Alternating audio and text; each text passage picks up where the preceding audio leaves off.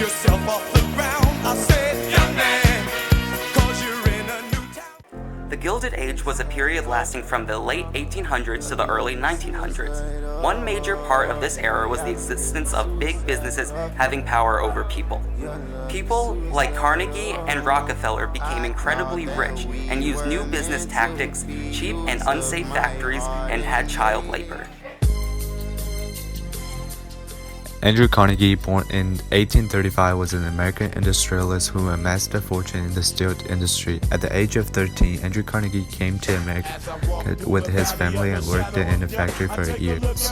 While working for the railroad, Carnegie made many wise investments, so he left the railroad in 1865 to focus on his other business interests. For the next decade, his business, which became known as the Carnegie Steel Company, revolutionized steel production in the United States. For every step of the process of making a steel, he owned everything he needed.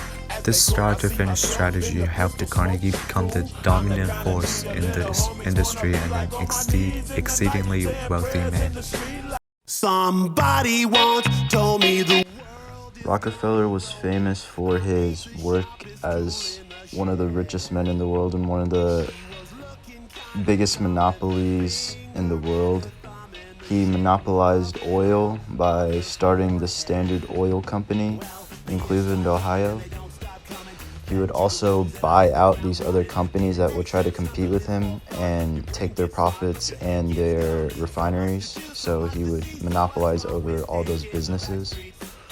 So he was very successful in this, and he profited a lot by taking over the whole oil industry. Eventually, the U.S. government caught on and enacted the Sherman Antitrust Act, and this basically outlawed his company because it monopolized oil, and it banned the type of stuff that he was doing, so he had to dissolve the company. And after that, he stepped away from the business and turned to more charitable acts. He funded the University of Chicago and also many other causes around the globe. With no supervision from the government, the big businesses of the Gilded Age got away with inhumane treatment of their workers. The machines of the factories had exposed moving parts which could cut, amputate, or even slaughter the workers. Often the products produced by the factory and the means to create them left workers injured.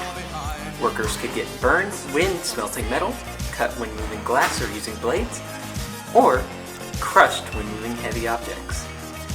Some jobs even required the leaping off of moving vehicles, such as trains, to shorten your travel there and from. The construction crews on skyscrapers worked on extreme heights, with nothing to stop them from falling. Ash, dust, and smoke were a hazard to some workers who had to breathe the substances in. This caused diseases, infections, and illnesses. Factory managers or owners could not be held responsible due to the absence of rules and regulations. All this injury and death just for a little payment they got at the end of the week. Fatalities were in the thousands each year.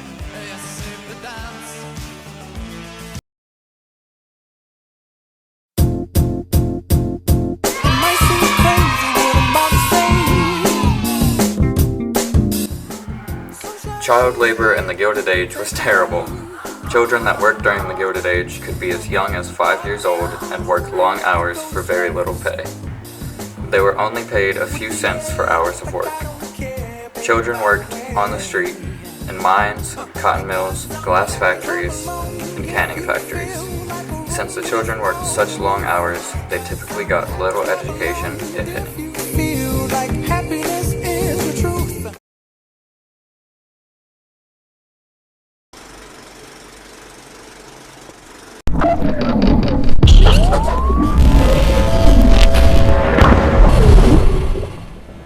Welcome to MTV, Sweatshop Edition.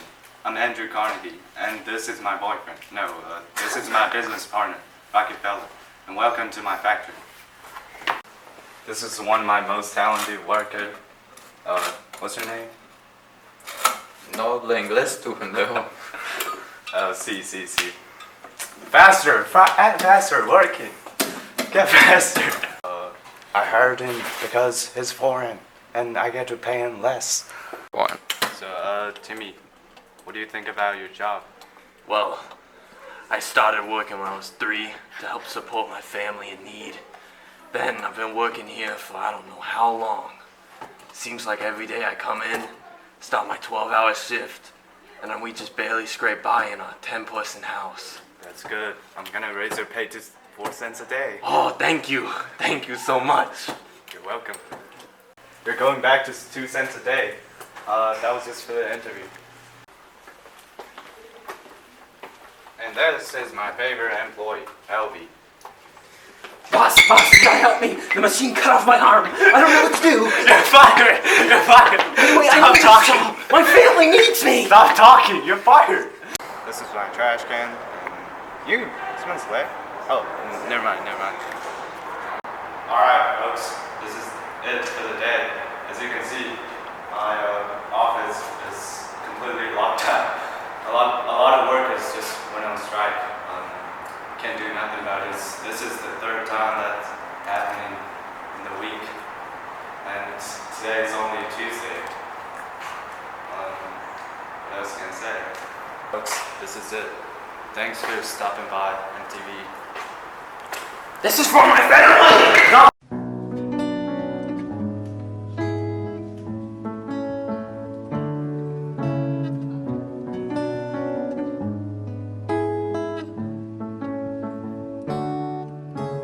Talking away.